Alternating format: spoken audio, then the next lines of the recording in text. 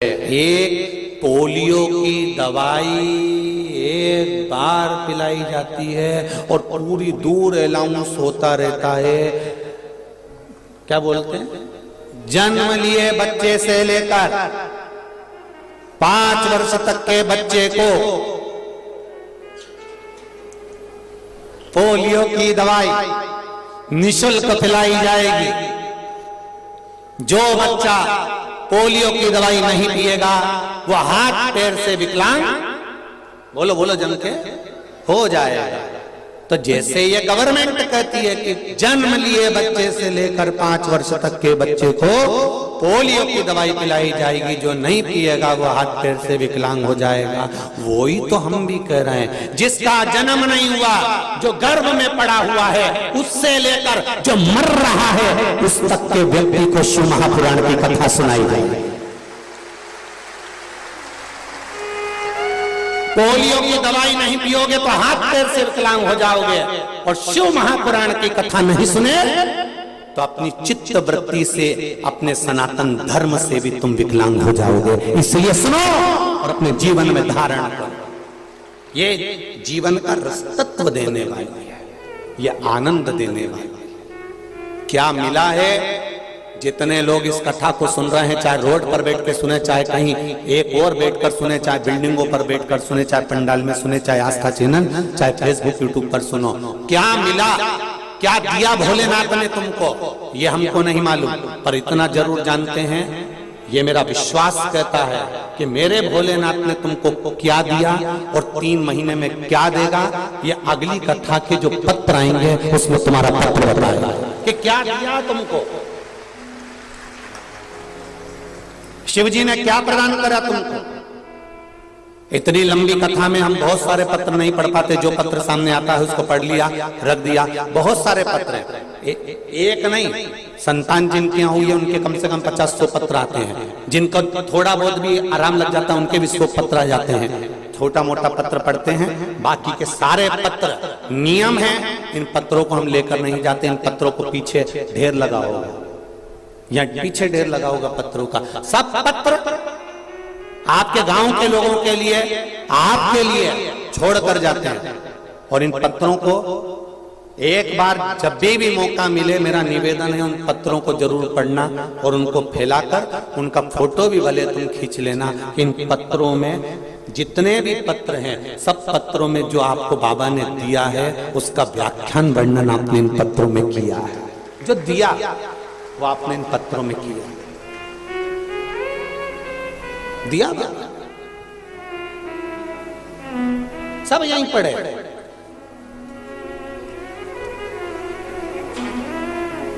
इतने सारे पत्र अगर हम इकट्ठे कर करके सीओ ले जाए ना, तो एक अलग से घर बनाना पड़ेगा इनको धरने के लिए। ये अलमारी वलमारी में आने वाले नहीं है, इनको रखने के लिए एक अलग से घर बनाना पड़ेगा। इसमें रखते जाओ रखते जाओ रखते जाओ रखते जाओ। एक पत्र देखिए,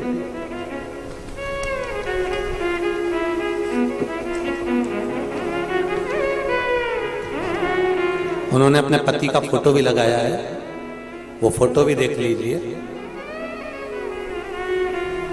और आस्था चैनल पर, टीवी पर, एलसीडी पर आप लोग इस फोटो को भी देखें जिन्होंने अपने पति का फोटो भी लगाया। गुरुजी में विजेता अभिषेक बहोरिया, नागपुर महाराष्ट्र से, जहां बैठे हो हाथ हिलाइएगा, जहां भी बैठे हो हाथ हिलाइएगा। मैं विजेता अभिषेक बहोरिया नागपुर महाराष्ट्र से हूं। गुरुजी मैं भोलेनाथ कि क्या बखान करूं, आज भोले बाबा की कृपा से, उनके आशीर्वाद से मेरा सुहाग आज मेरे सामने खड़े हैं। मेरे पति की तबीयत 16 जनवरी 2022 को अचानक इतनी खराब हो गई कि उनको तुरंत नागपुर अस्पताल में भर्ती करना पड़ा। आईसीयू में सीरियस कंडीशन में डॉक्टरों ने उनका चेकअप करके बताया कि उनका लीवर सिरोसिस हुआ है, लीवर लगभग 70% खराब हो चुका है, जल्दी ही उनका ऑपरेशन करना होगा, लगभग 30 लाख खर्च लगेंगे। गुरुजी उस वक्त कुछ समझ नहीं आ रहा था कि हम क्या करें, और हमारे पास इतने पैसे भी नहीं थे कि हम ऑपरेशन करा सकें। फिर मैं अपने पति को अपनी मम्मी के यहाँ रायपुर ले आई। गुरुजी यहाँ आकर मुझे मेरी बड़ी माँ ने आस्था चैनल पर अपने शिव महापुराण कथा बताई और पशुपति व्रत के बारे में बताया। 1 लोटा जल तथा 1 बेलपत्र का उपाय बताया। गुरुजी फिर मैंने पशुपति व्रत करना अपने मायके में ही चालू कर दिया। रोज 1 लीटर जल लाती और जल चढ़ाकर पति को जल देती और शिव जी का चढ़ा हुआ बेलपत्र खिलाती। गुरुजी मुझे पशुपति नाथ की व्रत की 3 सोमवारी हुए थे कि जांच कराने को वापिस लेकर गए और नागपुर में फिर जांच कराई तो मेरे पति का लीवर 40% तक अच्छा हो चुका था। शिव की कृपा, 40% तक लीवर अच्छा हो चुका था और गुरुजी भोले बाबा की कृपा से आखिरी सोमवार के व्रत मेरे पति का लीवर में और सुधार हो गया और डॉक्टर की रिपोर्ट जो हमेशा खराब आ रही थी अब सब अच्छी आना चालू हुई। मैं और मेरे पति आज इस भूमि को नमन करने के लिए आए हैं। ये शिव है। पति का फोटो भी लगाया है उन्होंने, फोटो। ये शंकर योगड़ी। तेरी कृपा बिना न हिले एक भी लेते हैं श्वास तेरी कृपा से बखान क्या करूं मैं रातों के ढेर का चपटी भभूत में खजाना कुबेर का। वो क्या देगा आपको ये हमको नहीं मालूम।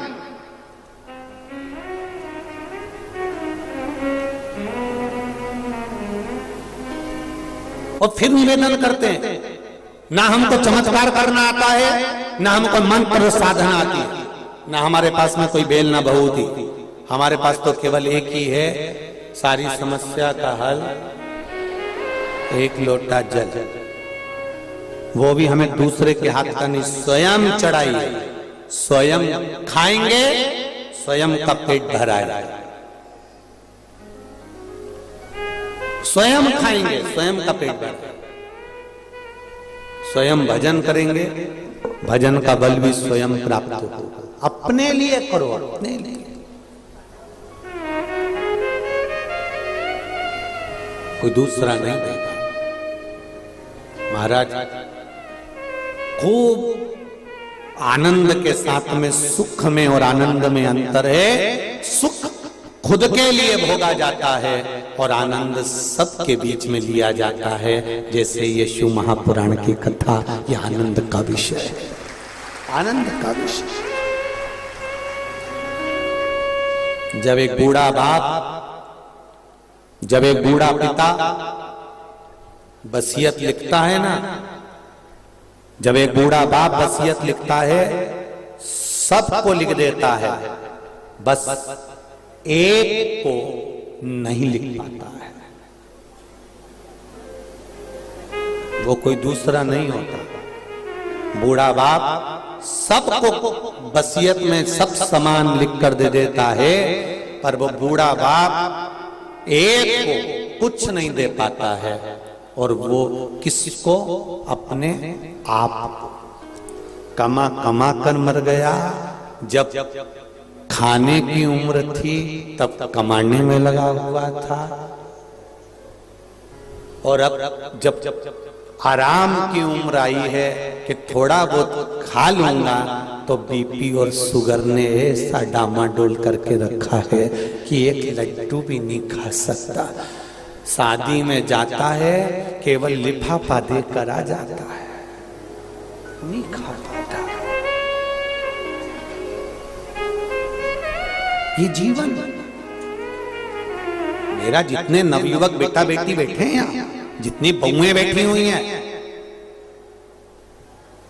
भले दूसरी कथाओं में बुजुर्ग लोग जाते होंगे, बूढ़े लोग जाते होंगे, पर मेरा विश्वास कहता है यहाँ छोटे से छोटे बच्चे से लेकर बुढ़े से बुढ़ा व्यक्ति कथा श्रवण करने आता है। यहाँ नवयुवक बेटा बेटियां, यहाँ मेरे भाई बैठे हुए हैं।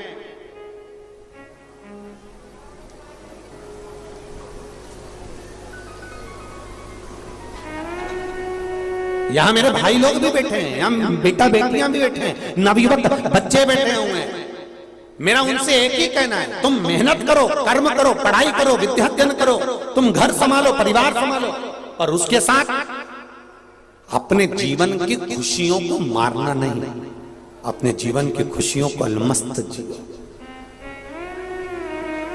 जब बुढ़ापा आ जाता है ना, तो ये पहनने के कपड़े भी अच्छे नहीं लगते, हौरी कौन पहने, क्या करेंगे। अब बुढ़ापे में भी कहते हैं कौन देख रहा हो, अपन तो जैसा पहन लो। जय जोहार।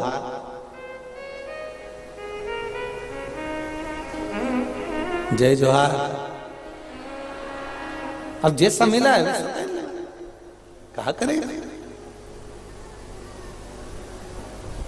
बुढ़ापे में एडजस्ट करना पड़ता।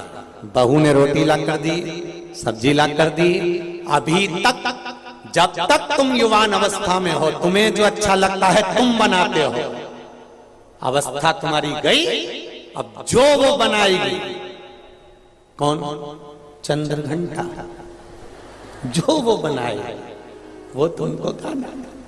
अब वो अच्छा बनाए, बेकार बनाए, जैसा बनाए, और तुम पहले वो में नमक हो चाहे नहीं हो, मिर्ची हो चाहे नहीं हो, और तुमको तारीफ करके खाना बहुत अच्छी बनी। दिवाली पे उसमें गुलाब जामुन बनाई और मालूम पड़े ऊपर का गुलाब गायब था, अंदर ऐसी गठान जैसी जामुन जामुन भरी हुई थी। सास को ला कर दी, मम्मी मम्मी लो। मम्मी ने कहा बेटा क्या है ये? मम्मी गुलाब जामुन है। सास ऐसी गुलाब जामुन को देख के कोमा में चली गई। ऐसी इसके ऊपर का काला काला लाल लाल वो काट गया, अंदर की केवल गुठली थी, बाकी ऊपर का गायब था। और मैं छाती पे खड़ी पल्लू लेके, कैसी लग रही।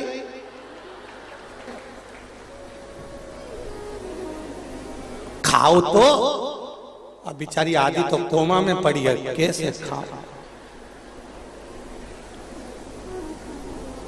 इतने में सास ने पूछ लिया मावा कहां से आया था? इनसे मंगवाया था। अच्छा, मेरा बहुत मन कर रहा था एक बार गुलाब जामुन बना के खिलाऊं तुमको। सास ने बोला अभी खिला दे, मना नहीं है, पर मैं मर जाऊं ना, उसके बाद में पंडित जी को जब भोजन कराने बुलाया 16 श्राद्ध में, तब कभी मत खिलाना।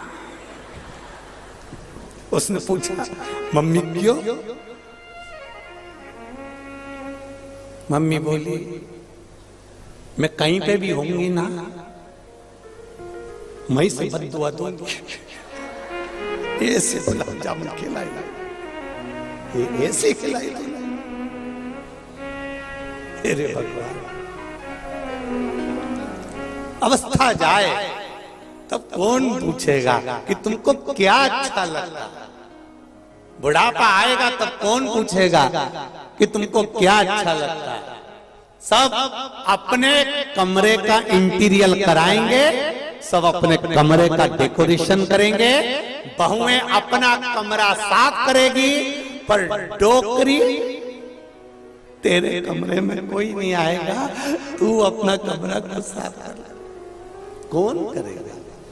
और जितना सुंदर कमरा बहू का, बेटों का और घर के बुजुर्ग का कमरा, तुम सब, आवाज नहीं आ रही क्या?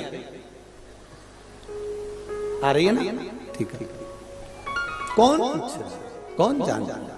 किसने जाना? कौन जाना? एलईडी बंद है क्या? चल रही है बस, ठीक है। पीछे आवाज नहीं जा रही है, उधर आवाज नहीं जा रही है, देखिए उस साइड से आवाज नहीं आ रही है क्या? पीछे आवाज खोलिए।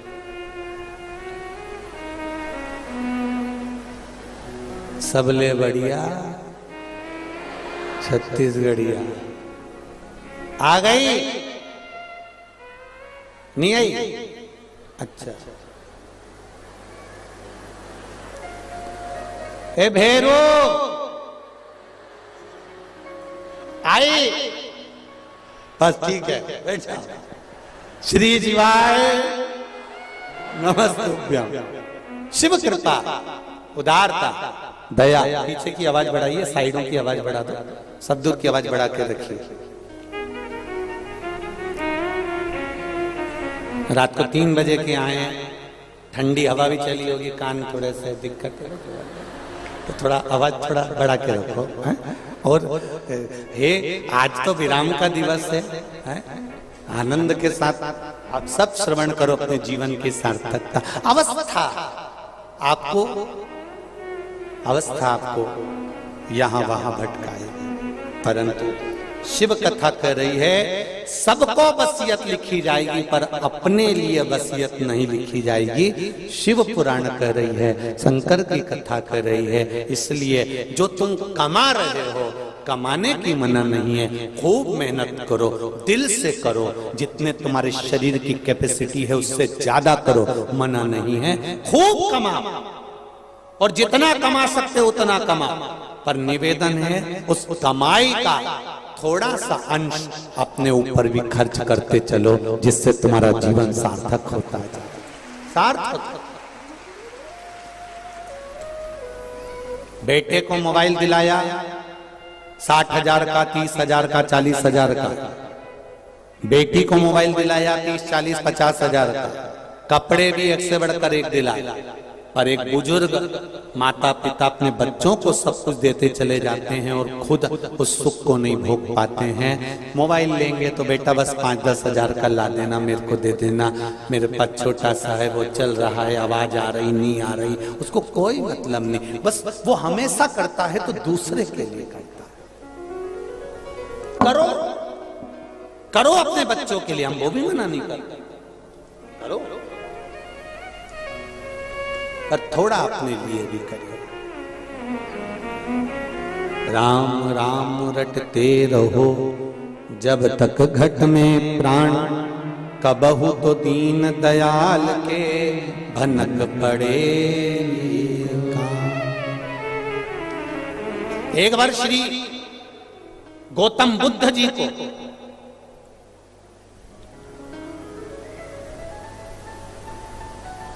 गौतम बुद्ध जी के मन में एक भाव उत्पन्न हो गया।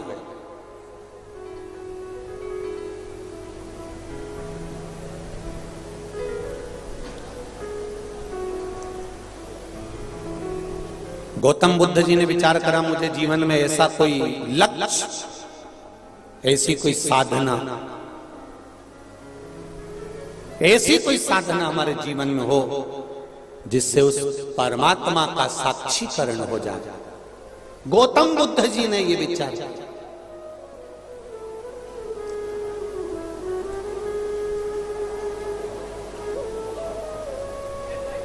और गौतम बुद्ध जी ने यह विचार करा कि ऐसी कोई तप साधना, ऐसा कोई साधना करा जाए, ऐसी कोई साधना करी जाए जिससे परमात्मा का साक्षीकरण हो जाए, परमात्मा का साक्षी तत्व हमारे सम्मुख में आ जाए। ये गौतम बुद्ध जी के मन में भाव जागा।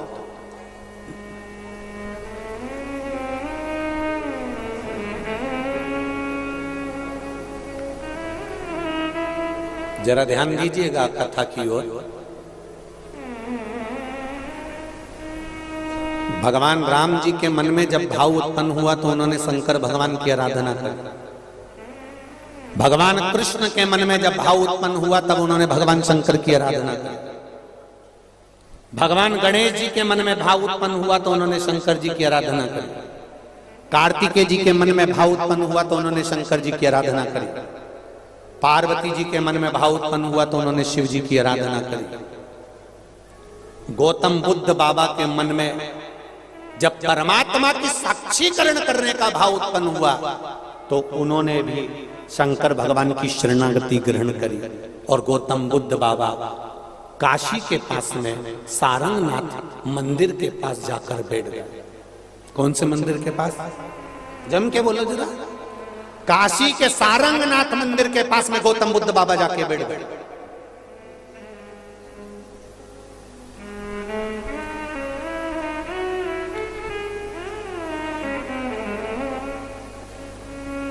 जिस सारंगनाथ मंदिर में भगवान शंकर विराजे हुए थे,